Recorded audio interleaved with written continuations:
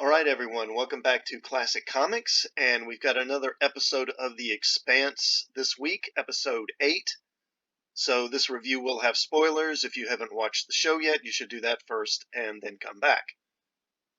Okay, we start on Earth with Amos and Clarissa. They're making their way to Baltimore. They took a pair of motorbikes from that survivalist they killed a couple of episodes ago, and now they're on the road. While traveling, Clarissa sees a shuttle of some kind flying up into space and tells Amos she knows where they might be able to get a shuttle, but they'll need help to get there.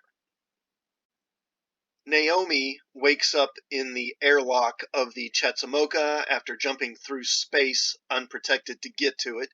She is alive, but she's sick and she's hurting after exposure to the vacuum of space. Most of the ship's systems have been disabled, including the flight control and communications, and the whole ship is rigged to blow if another ship gets close enough.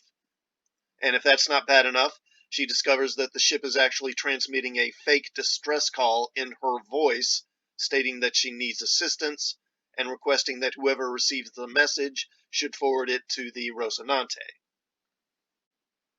On the Rocinante, Holden hasn't found any trace of the proto-molecule in the Zamaya's wreckage, and he thinks it might have been destroyed. They decide to locate the Firehawk and assist them in looking for the Martian ships that Alex and Bobby were previously looking for. On Luna, the new Secretary General David Pastor gives a speech to rally the troops, so to speak, and tells everyone how Earth won't rest until Marco and his allies have been hunted down. In Baltimore, Amos and Clarissa finally make it to Eric's place. They meet with him and convince him to abandon Baltimore and help them get to a private island where Clarissa's family has a vacation home. It should have a shuttle that they can use to get off planet, and Jacob reluctantly agrees. Pastor is concerned that Marco will make some kind of move on the ring, but he's told that the ships that Earth and Mars have stationed there should be enough to repel Marco if his free navy attacks the ring. They don't know Marco's current location and would like to draw him out into the open. Admiral Delgado suggests destroying Palace Station since Marco has personal connections there and it's where his support is probably the strongest.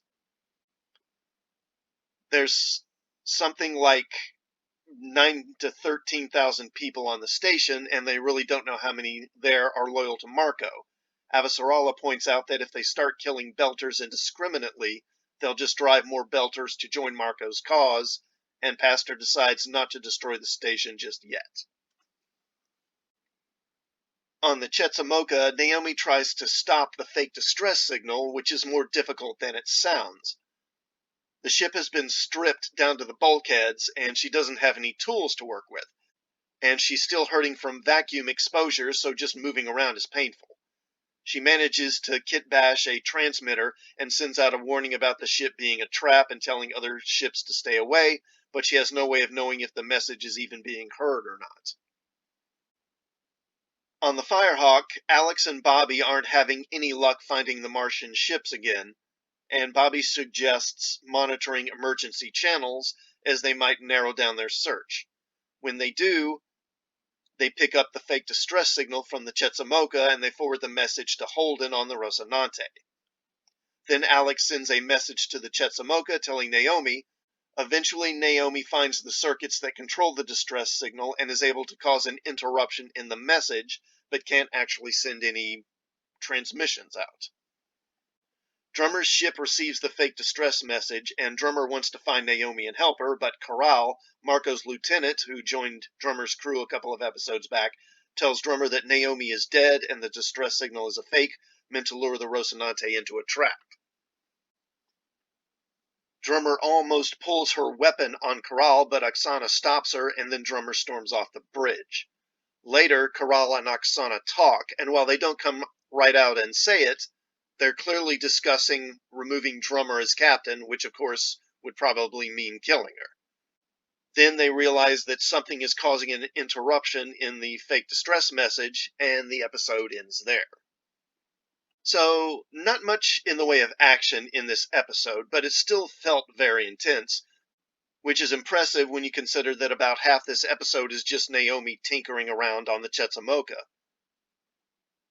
This may be an episode that doesn't really hold up well on repeated viewings, but it was definitely compelling this time around.